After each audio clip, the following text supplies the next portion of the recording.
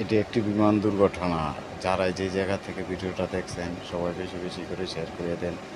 দেখেন সবাই সবার পাশে এসে দাঁড়ালে কোনো সমস্যাই নেই। অনেক দ্রুত রক্তর প্রয়োজন। যারাই বাংলাদেশ থেকে ভিডিওটা দেখছেন সবাই হেল্প করার জন্য এগিয়ে যান। মানুষ মানুষের জন্যই সবাই একসাথে চেষ্টা করুন, ইনশাল্লাহ কোনো সমস্যাই নেই। আশা করি সবাই একসাথে মিলেমিশে এই বিপদকে মোকাবেলা করেন। সবাই সবার পাশে এসে কার মার সন্তান, কার মার পোলাপান, সবাই আমরা মা বাবার সাথে থাকার চেষ্টা করি। সবাই একসাথে মিলে এই বিপদকে মোকাবেলা করি।